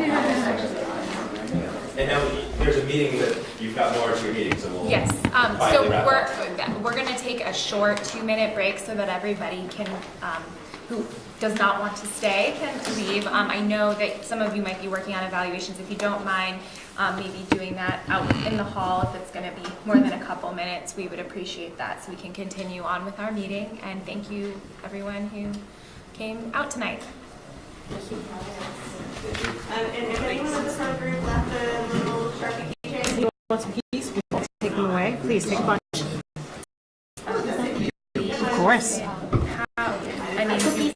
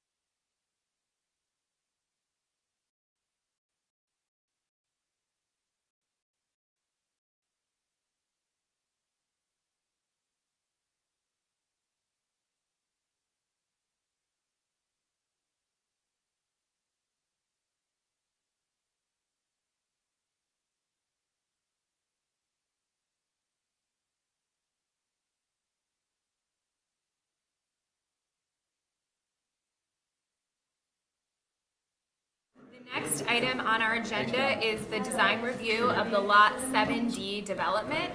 Eric, I will turn it over to you. Yeah, thank you. So at the council meeting the last council meeting, the city council reviewed the hotel development on Lot 7D and had some discussion. They basically, with this process, city council is responsible for approving the design and basically the permitting for any development that happens in downtown. To kind of set the stage with that. So there was a proposal that was put together for Lot 7D, and just to orient you on the aerial here, Winooski Falls Way, Lot 7D is this dirt lot below CCV. So the proposal is for around 100-unit hotel, 100-room hotel, and about a 300-space parking garage. The parking garage would be owned by the city. The hotel would be owned by a different entity. So council reviewed the initial design of that project at their last meeting, and Amy was there, not representing the planning commission specifically, but there to provide comments. The chair of the DRB was also at that meeting, provided some comments. So during that discussion, council asked the planning commission to take a look at the design and to look at any changes that were going to be made and provide input on what was going forward. So at your places, and hopefully, I realize I just put it out tonight, but at your place was a memo from me to council that outlines the discussion that happened at that council meeting. And this is a memo that has not gone to council yet, just so you're aware of that. Council has not gotten this memo. This will be going to them at their meeting on Tuesday. So it is a memo that I put together that outlines the comments that happened at their last meeting, and then what the response was from the architect and the design team. We had a follow-up meeting with the architect at that council meeting to discuss the comments and the changes that were going to come out of it. So that this memo summarizes the comments into several categories, and then talks about how they were addressed by the architect. So what I have for you to show you is the original design, so you can see what those renderings look like. And then also I have some updated designs. Unfortunately, I don't have updated renderings, but I do have some updated elevations. And I can talk about some of what has changed along with that. And John Rauscher is here as well to talk about some of the other parts and pieces if necessary. So looking at the original design, and actually I'm going to steal this mic from you, pals, just so we're on some audio here. So looking at the original design, keep in mind these are some renderings of what was presented to council at their last meeting. So we have the proposed and the hotel. This is Abenaki Way, CCV, Casavan natural area. So it's kind of an overview. Here is a view of the hotel looking from Abenaki Way at the parking garage and kind of the main entrance to the hotel. The next slide is kind of another perspective looking at Abenaki Way and the hotel kind of at that canted angle with Winooski Falls continuing through into Casavan down here. And then the last slide is looking at the street level at Abenaki Way, at the intersection of Abenaki Way and Winooski Falls Way. So this is what you would see as you were driving down Winooski Falls Way. So this is what the original was that was discussed at council, which is what the comments in the memo relate to. So when we had the meeting with the architect proposed there was a lot of concern, I'm not going to generally summarize the comments. There was concern about access to Casavan. There was concerns about the angling of the building. There was concerns about the connection between the building and the street. There was some concerns about how that front facade that you would see coming down Winooski Falls Way would look from a visual perspective. So the architect has proposed to rotate the building so it squares up to the street. So now we have Abenaki Way, the building is now aligned with the street. Parking garage is generally in the same location. Not a whole lot has changed from that perspective, at least what I have for you tonight. There's now a sidewalk wrapped around along Winooski Falls Way to provide some access into Cassavant. This front facade is now oriented with rooms instead of just the stairwell, which was in the previous rendering. So the whole facade will be windows, basically.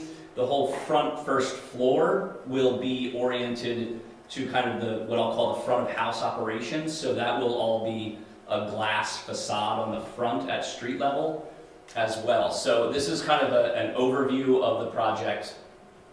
The next view we have, so this is an elevation. This is the east elevation that looks out to Cassavant. So it's got windows along the whole side of the building. These are all guest rooms that would overlook Cassavant, basically. So this is the back window? Yes, the back of the building, Cassavant. So this is Winooski Falls Way here. Not a tree between the sidewalks or protected sidewalks. Potentially, yeah. Yeah, so here's the parking garage over here on the side. Here's kind of the entrance, Yep. the canopy. So there would be a sidewalk along this. So this is kind of the little, that part is this little L-shaped jut out here, here that you're seeing. So it's south facing. Yeah, so then from the south exposure, so this is along Winooski Falls Way. That'd be right here. So this is what you would see as you walk along Winooski Falls Way. Again, guest rooms oriented along this side. The ground floor has this big window here, and there'd be a sidewalk along this getting back to Cassavant, which would be over here, roughly. The next elevation is looking north. So this would be what you would see if you were looking from CT or from a parking garage down to the building. So here's the main entrance to the building still. These are all guest rooms here. Basically, this is, like I said, looking from the parking deck, looking down. And is that to the right of those doors, that's all glass, so that wraps around? To the right Of the main doors? these doors here, I'm not sure how much of that's going to be glass, but I believe Because that's a the street significant. edge, right? So this would be Abenaki Way here. Okay. So this is basically the driveway that would go in. So I'm not sure how much of that is programmed with glass. Okay. And then this is what you would see coming along Winooski Falls Way. This is going to be the view that you would see. So this is the fronting along Abenaki Way. So this is all now glass on the front guest room and down on the side. So it's really a much different facade from what the previous. So basically, it went from that view to this view is what the architect is now proposing. Can you go back to the view, the north elevations? Yes. The one you just had? Because based on the drawings you just showed for the west elevation, it almost looks in that drawing to the left of the doors. Yep. Some scored block or something in a round window? So that's actually the sign for the hotel. All right. So it doesn't look like, it's pretty blah to both sides of the doors. It doesn't look like glass based on what they drew for the north, for the south side. Yeah, and I don't know if this is full detail yet. Yeah. I mean, this is really, I think the architect has been working pretty hard to get us to this point. One other view I wanted to show from this perspective is going to be, if I can find it here, one of these layouts. So basically, this is not what I wanted to show you, but this is kind of gives an idea of what the guest rooms are going to be oriented to be. So that's why you have windows throughout the whole project now, is because the guest rooms have been kind of reorganized as well to show. Oh, this is what I wanted to show you. So this is the ground floor. This is the ground floor here. So this is Abenaki Way on this side. This is kind of that front entrance area here that we were just looking at. So this is all now glass. This is all their kind of front of house operations. The check-in deck, all that stuff, and so the seating area around around that that's going to look out onto Abenaki Way. And I believe there's a doorway on here as well, so you'll have direct access out to Abenaki Way or into the hotel from that side also. Is that a little cafe? Or I- 3 tables, but is that? I believe that's their breakfast area for their guests.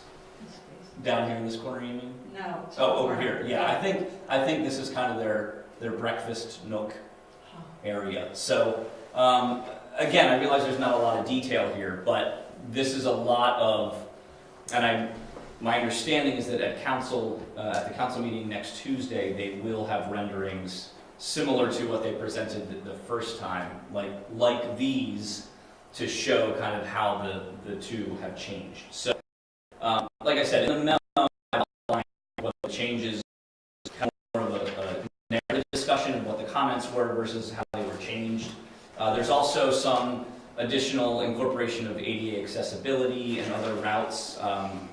There's design for potential charging stations, electric vehicle charging stations in the garage. There is discussion about a connection to the CCV property. I think that's ongoing with the folks at CCV to go have a direct connection to the garage. Yeah. So there are still a lot of discussions happening, but this is an updated version, and really the intent here is the charge from council was to bring this to you all to provide any additional comments or any additional input that you want to take back or you want to have sent back to their meeting as you look at the project and the design. And I don't know, John, if you want to add anything about what's going on.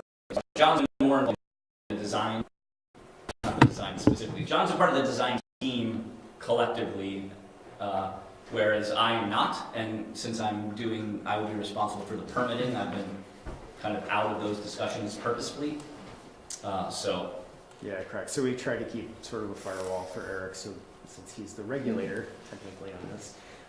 No, I mean, the only other thing I'd add is on the parking garage, you will see some of the interior, I think, change based on some of the comments that we had as far as moving the elevator closer to the street so that, it's better access for ADA and moving those ADA spaces closer to the street side.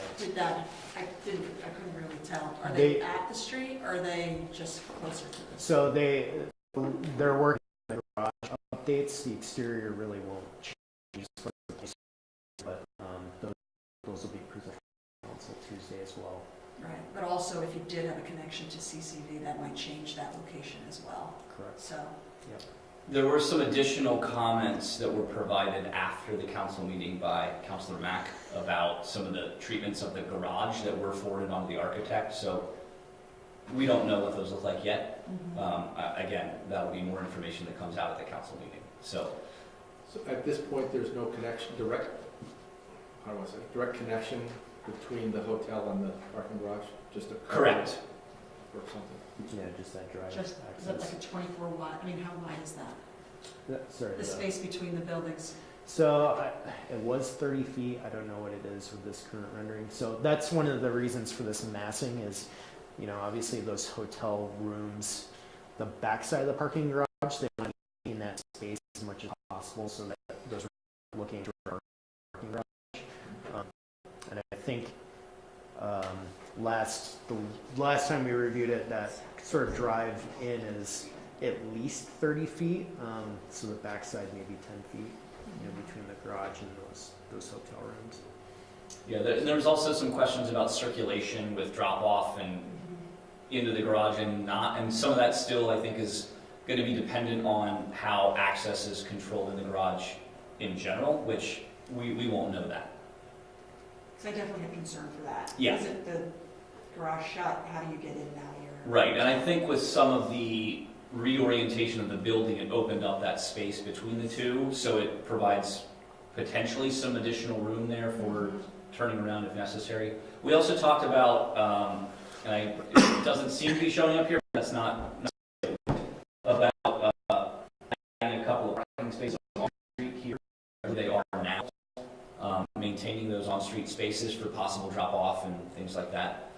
I think as many parking spaces you could get along that whole street edge would be good, because it seems like they have the depth I don't know if you have the clearance based on the driveway locations. Right.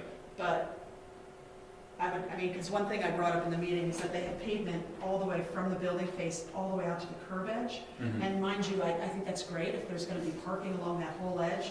But if there's not parking, we don't need paving all the way out to the street, just from a, you got to treat it, you know, just maintenance and things like that. I'd rather see it green. Do I take it that the entrance to the garage, because I missed it, is somewhere on the south side of the garage? So between the garage and the hotel? So there would be a direct entrance to the garage from here to the hotel. You pull in, draw off the hotel, go into the garage. There's also public access to the garage off of Abenaki Way as a separate entrance. And the other question I had from that plan is the width of the drive on the south side of the hotel, accessing Casavan Park. Mm-hmm. Is it like a two-lane street there, or is it a one-way street? So it's exactly, so that, the line that's shown there is the existing edge of pavement that's out there now. Okay. There's currently an easement, parking easement for that existing access. And that was one of our main concerns going into design, because there's a lot of underground utilities in that location, so trying not to disrupt, and then making sure we maintain that part of the western building. And you can kind of see we've also, created a potential pocket park, or Yeah, what is that? That's a, Yeah, right back here in this corner of the hotel, they've identified that as a potential pocket park. Kind of as a one of the comments that came up at the council meeting was having some sort of entrance for Casavan, or some sort of announcement that you're entering Casavan, that could potentially be used for something like that. But all the back of house operations would be handled underground inside the hotel, basically, is what they're still proposing. so but where would your truck would still come back to that area? They would The move it garbage. into somewhere in here. I don't know if they've had that figured out directly, but it would be there would be some access that's not necessarily the whole way back that they would be able to access for those operations. Yes, I believe that's the intent, yeah. And I just have a question about the garage. The garage is not just for the hotel, it's also for CCV and Correct. just the public. So are there going to be any bike parking facilities in there? Yes, there will have to be. There will have to be. As part of our regulations, yeah, I Okay. believe there will have to be. Okay, There's I didn't hear it or see it here, that's why I'm asking. Right, yeah, our current, I don't know offhand, but I believe it is programmed in Okay, for that. Is if that it's not, correct, I just Sean? wanted to add Or that do you know? comment. Sure. That's But good. I'll make a note of it to Thank have you. that comment, just to Mhm. make sure, yeah. Does the hotel have to have any kind of parking, bike parking? I don't know. I don't know if they specifically do just by the use. Typically, we tie, in our regular zoning, we tie parking to total parking spaces. So that when you reach a certain threshold, that's when it starts requiring additional bicycle spaces, similarly the way we treat handicapped parking spaces. So I'd have to look to see if there's any provision specifically in the downtown district for that, but otherwise we would probably look to the base zoning. Because it could be a nice amenity in that little pocket park. Is there an actual designated service entry for the hotel? Or is it, where would they be, loading and receiving? There will be, yes, yeah, and it'll be somewhere along Abenaki Way. Okay. Winooski Falls Way, on that kind of that backside against. Okay, because I'm just wondering how that could affect if there are large trucks making deliveries, because there's that, it's going to be, once it's more built up, a little bit of awkward 90-degree angle there. And if there are large trucks that stop and load, or say, you don't have access. My understanding is that all deliveries, all services will happen back off here, off of Winooski Falls Way into the back of the building.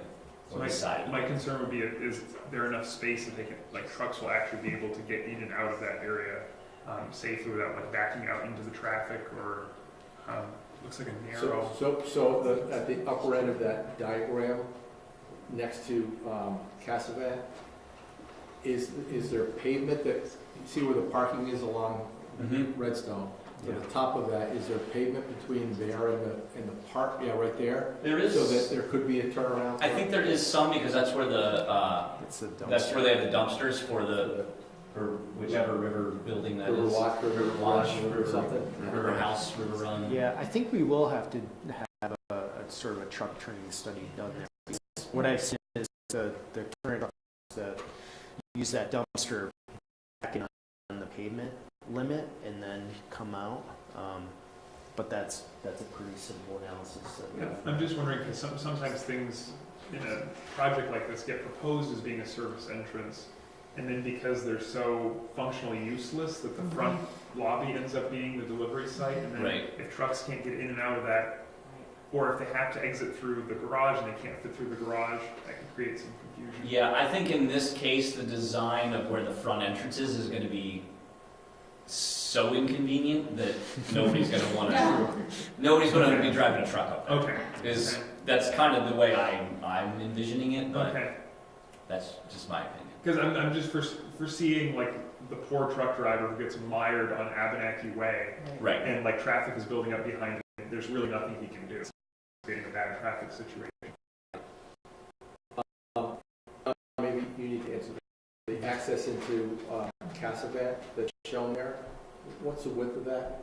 I'm just wondering, there was always discussion of there needs to be adequate access for emergency vehicles in case something happens.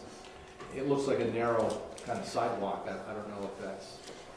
Yeah, so we'd be maintaining it to the same width it is now. One of the issues with that access point is there's archaeological sensitive areas just sort of where that kind of tree is, I guess, on the east side of the trail. So there's not much that we can do without getting into that archaeological sensitive area. And with the wetlands kind of pretty close to that section, we're trying to stay out of that area as much as possible. So it's just going to stay the house? Yeah, I mean, we've site consultant who's done some work on expanding that access to allow for emergency vehicles, and I think we might pursue that. Yeah, I thought the way it was, it could accommodate emergency vehicles, but maybe not. I don't know.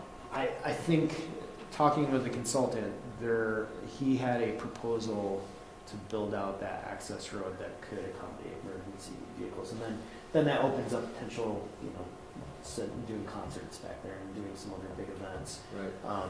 But we do that separate to this project. And it's also, I mean, the discussion about bike parking, it would make sense, I think, to have something near that pocket park, because I would think that bicyclists would want to use that area now. I think people like to park and park. Or Especially bike if there's into going to the be park. concerts and things like that. Yeah, or bike right into the park and connect with the path along. And you dream of that bike path, Mike. You dream about that bike path. I'm 100%. That bike path continuing down this way along the river. When you get your bike, it'll happen. Go hold your breath. Is there some like public access easement between the Redstone property and the parcels? Like, do we know what the width of that Supposedly is? there is. There's no, well, that's a right of way, but we've given an easement for parking there.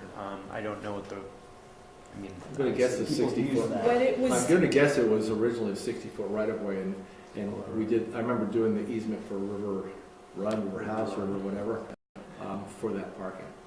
Yeah, I remember also at a city council when that development was going on, because I asked a question if it was still accessible to the public, and supposedly it is. I don't know. It is. Right. Well, but I don't know how many feet that was. I'm pretty sure I'm pretty sure it's 60. That makes sense because Winooski Falls Way must be 60 feet, and it was just an extension of that. Just an observation I'm making from seeing at the proposed sketches. I do see that there are some comments on aesthetics, so I would put this forward. I see this like projecting feature on the building that doesn't look entirely structural. I would think that that would have, like, this area as it's being densely built up, there's an opportunity for that to become kind of an urban canyon where there's not a whole lot of, like, sunlight pouring into the area. It seems like something completely unnecessary that could have a detrimental effect on the neighborhood. If it's blocking, if blocking coming down the street or affects the neighbors in there. I think the purpose of it originally is because we said there needs to be something on the corner to pull you down to the They end. want an architectural So feature. we wanted okay. some kind of architectural element, and I think that, and correct me if I'm wrong, Eric, but I think that was sort of their way of, which I think it's just subtle. I sort of like it. Wait, so where are we standing? This is looking down Winooski Falls Way Okay, from towards. CCTV. Yeah. No. If you're on Winooski Oh, Falls oh. Way, looking to Casavan. Okay, so maybe that's public art instead of I'm just thinking that. of it like a similar scenario is like the Vermont Air National Guard building that's like up by the Limestone Bridge. They have a similar feature to this, and it projects off the building. I can't see that it actually has any sort of structural function of the building, but it's unnecessary, detrimental for no real reason. But What is it, like maybe 3 or 4 feet it protrudes out further, maybe? And it's way up too. It's on the Yeah, I'm fifth trying to see if floor. there's any scale on here. it is blocking the view to Casavan, you're right. it's a beautiful natural area, and just to need The the thing is, block you of are the in the light. ground. You are So- in the But ground it's plane when blocking you're it from walking. where though? If you're walking, it's way So- above you. I'm wondering, one of the other comments that came up at the council meeting was trying to screen the power lines in Casavan. So this may be an attempt at providing some sort of screening from, as you're looking towards Casavan, that you don't see those power lines. That's an It's 5 assumption. stories up. Yeah. So I can see if you're looking down Abnaki Way, because there was, the design of the whole thing was to leave the view shed from East Allen Street down Abnaki Way. So you see So this is that view. So it's not sticking out forward onto Abnaki Way. Show me the south facade.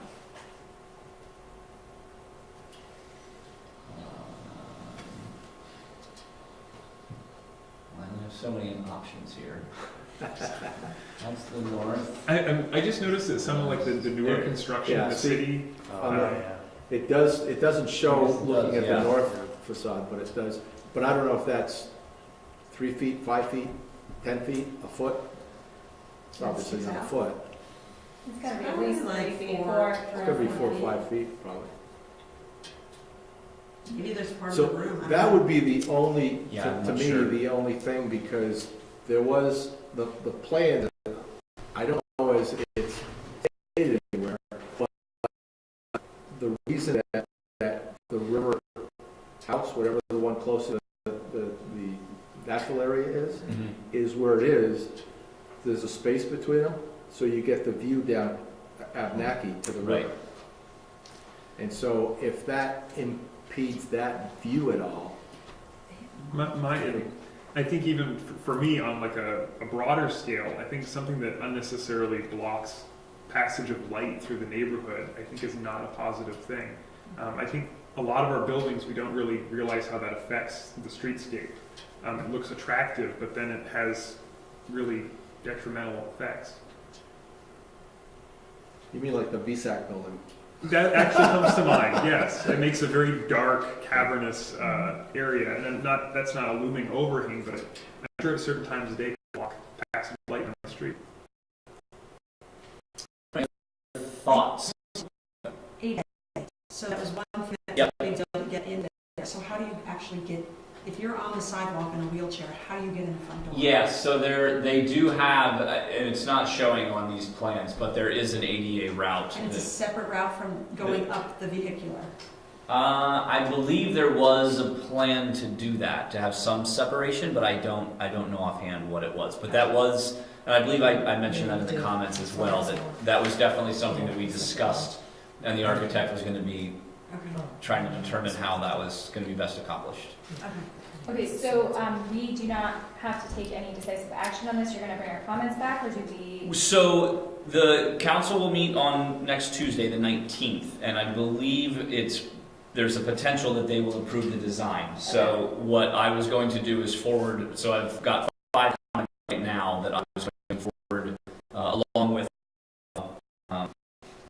to council about our comments, and those are parking spaces along Abenaki Way, along the whole length of it, potentially, for sure, trying to get those in there, and these are just very paraphrased right now. More green space along the street and less pavement / hardscaping, bike parking all around and near the pocket park, truck access and turnaround space for deliveries in the for the back of the house, and then maybe more detail or explanation of the projecting piece on the front as it may block light or unintended views. Because if it is intended to block those transmission lines, I don't want them to.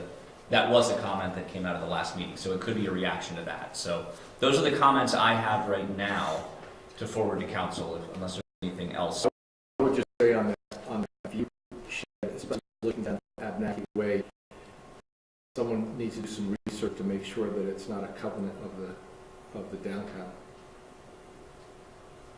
And also, they do models, so they could run a model and show us what it looks like. Right. Yeah. Okay. So, I will share those. perhaps given the time, we should table approving the minutes, unless we think, hasn't everyone had a chance to look Do over we need to them? approve you for what you were going to do to them?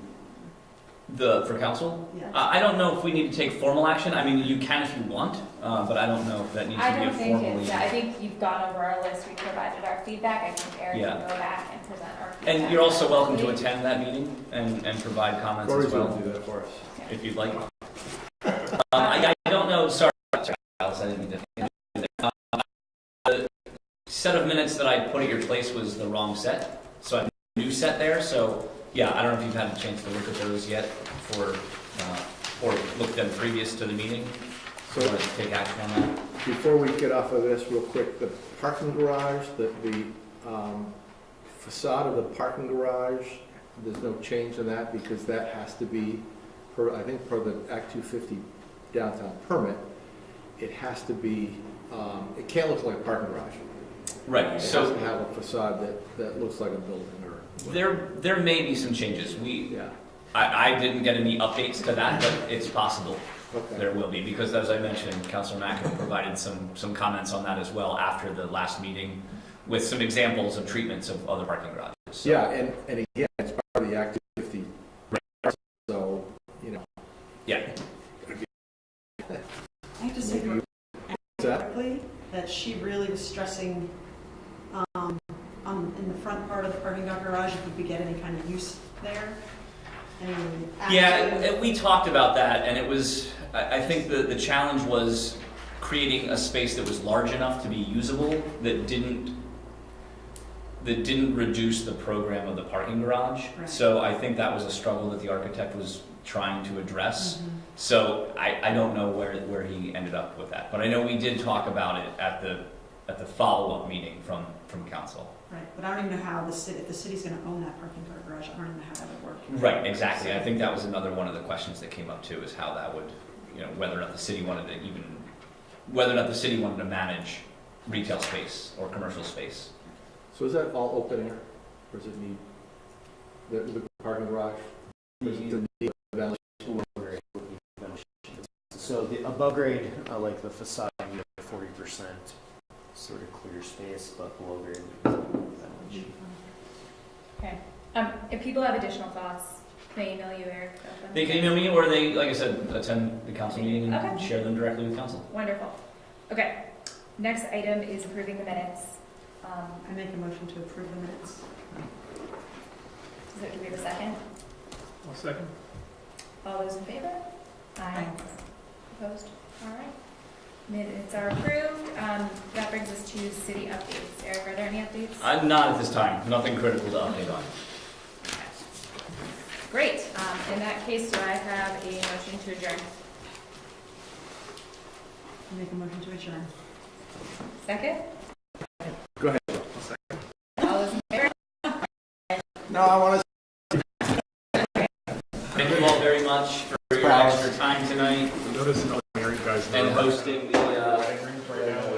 Right now.